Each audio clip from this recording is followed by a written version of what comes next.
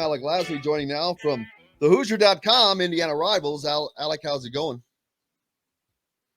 Good. How you doing? Cannot complain. Even though there's not a lot going on, there's a lot going on in the world of college basketball, especially for Indiana. But of course, the biggest headline for that are people waiting for Monday's decision by Mr. Clowney. Yeah, I think it's a kind of a long time coming for Indiana fans. The last kind of remaining class of 2022 prospect that Indiana is really going after and has been for quite some time. He took his official visit to Alabama this past weekend, one that was rescheduled from late in September.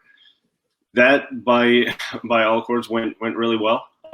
Going into that visit, it was more Indiana, Virginia Tech. Kind of after that visit, it looks like it's Indiana, Alabama, and then Virginia Tech kind of in that third spot right now. The biggest thing with him is style of play, and I think based off of what we've heard from Mike Woodson and what you can remember seeing from Nate Oates in Alabama over the past two-ish years, is both are going to play up tempo, both are going to like to get out and run in transition, and that's something that Noah Clowney really wants to be able to do.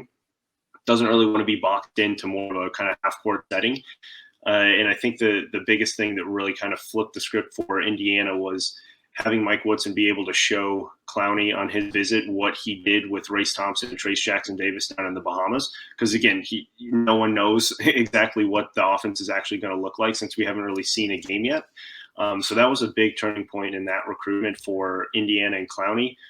Going over on the Bama side, right, they're very, very guard heavy. A lot of the offense revolves around 3-4 kind of guard, small ball type of offense. They really haven't had a big man go through that program with Nate Oates from freshman to senior year and really progress and get a lot of ball dominance in that off system. So it'll be interesting to see what he ends up doing based off of those two aspects, because Trace Jackson Davis is going to be the main go-to guy for Indiana this year. And that's really been what he's been harping on with Clowney is look what we're going to do with this front court, look how we're going to utilize them and use them, and go from there. So I think biggest thing is really going to come down to how exactly he sees himself fitting in both of those offenses and trusting, I guess, more so both of those coaches, because they really haven't shown what they're going to do with the true front court player up to this point. Yeah, and of course he would be the centerpiece and the final jewel in this recruiting class. And if you look across, I've noticed that it's positionally perfect. You've just got different position guys all across the board in that class, and it would certainly be I don't know if it'd be the crown jewel in the class, but probably certainly close to it. Yeah, definitely. I think he's probably the most important piece in the class too, because you look at the Indiana front court over the next 2 years, and you're not going to have Race Thompson, you're not going to have Trace Jackson Davis. Michael Doerr's he has 2 years left, but who knows if he plays both years. And then Logan Duncombe. That's it right there. Really no depth, and we've seen over the past few seasons, if you don't have depth up front, you don't need guys who are going to come in and play 20, 30 minutes a game at that position, but you need at least 4 bodies that can kind of bang down low, get rebounds, and be that physical presence. And although he's not a guy who's always going to bang down low, he's kind of more of a skilled and finesse player. He does bring that 6'10" body and that physical presence to get a big rebound, set a big screen, and just create a big mismatch. So I think if he ultimately chooses Indiana, that's going to be one that is going to be probably the icing on the cake for that class. I know that it's hard to put that, but what's your crystal ball saying? With Alabama getting the last visit, you always I would always prefer to be the last visit, because that's kind of what's fresher in your mind, and Alabama was his last visit. But what's the crystal ball saying right now? Yeah, I have a couple more people to talk to over the next day and a half here, but Indiana's been trending in the right direction ever since that visit. I think they really got out in front of that recruitment after that visit and really put a lot of pressure on the remaining 3 schools to kind of play ball up on that level. Alabama definitely had a really strong visit, though. So I think at this point I'm still trending towards Indiana for Clowney for that reason that they do have what we talked about, the forwards, the big men, that at least he were able to see how they would be used in the Bahamas. But Alabama is definitely putting up a fight. I think a lot more of a fight than people thought a month ago or even 2 weeks ago.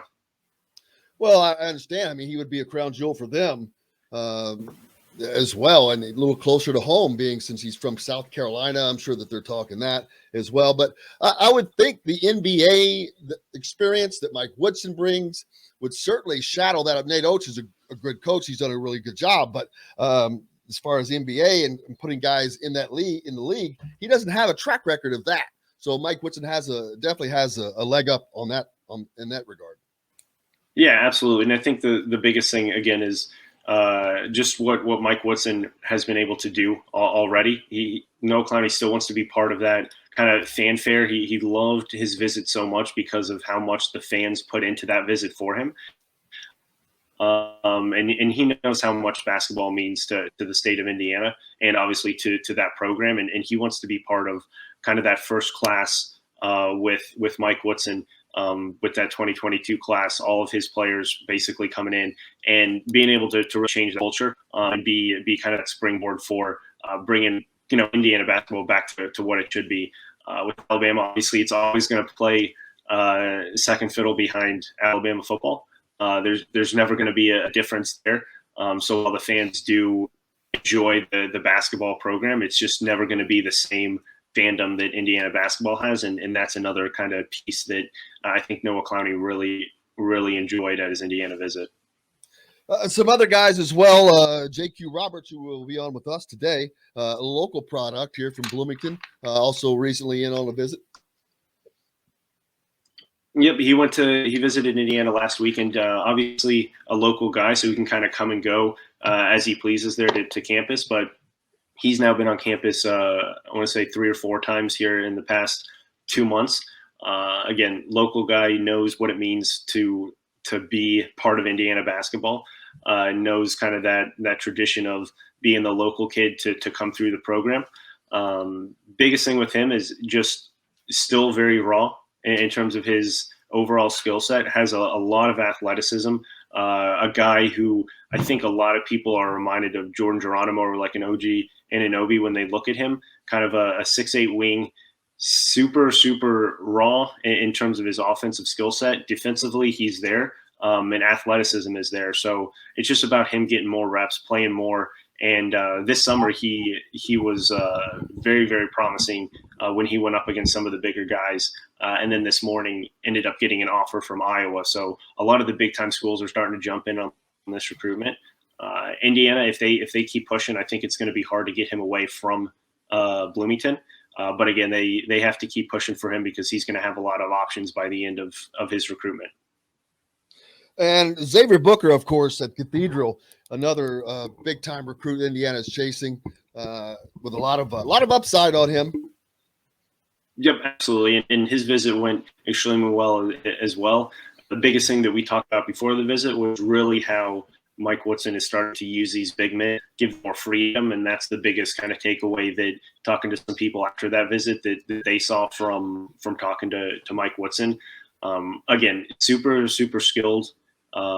Biggest thing with him is the motor, consistency. And I think playing for a coach like Mike Woodson, who knows the skill level that it takes to get to the next level, but also knows the hard work that it takes, that's something that I think we're going to really see what Xavier Booker kind of wants to morph into, because if he can connect the dots with that motor and that consistency, he's going to be a phenomenal college player and go on to the next level. But obviously those are big parts that you have to be able to connect. You can have all the skill in the world. Obviously, we've seen that with multiple guys who've come through the college ranks, but if they're not able to put it together with that consistent work ethic, then they don't make it at the next level. And that's the biggest thing with Mike Woodson that I think he can bring to him. Yeah, we talked about J.Q. Roberts real quick to go back. He just tweeted out that he also just received an offer from the Iowa Hawkeyes. Iowa, once again, they've made a habit of really trying to come to Indiana and recruit guys. They've had some success. Jack Nungy was there. He left. He's now at Xavier, I guess. But, they're always reaching in and out. So you just talked about his upside. And so that just happened. Iowa extended an offer. I think that was earlier this morning. So there's that. Not to interrupt, but Yep. also Ja'Kai Newton, of course, he committed early. We've had him on the show. That's 2 years. He usually they wait to that last year, but he wanted to get it out of the way. He was comfortable. Said he knew they felt it when they were there. When you know, and so good sign for Indiana in that regard. Yeah, absolutely. It was even a bigger sign to him from the South there.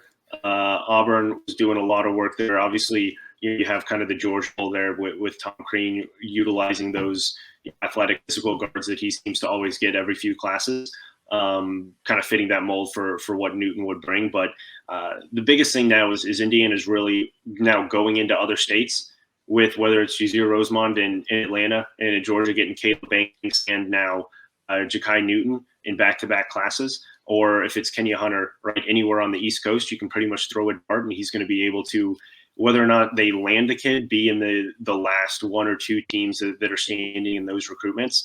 And then Dane Fife, obviously, really, really kind of bringing that stronghold in the Midwest. So you just look at what this entire staff has been able to do, and I think it's more of an exciting part than just landing Ja'Kai Newton, which is going to be great. But the fact that they were able to go in out of state to a region that typically doesn't see kids leave the SEC and bring him to Big Ten, which again is known more for just that physical style of play than it is more of that athletic style of play that you see with a lot of those SEC basketball programs. So I think that's the bigger message that staff is sending to now everyone around the country is doesn't matter, where this kid is.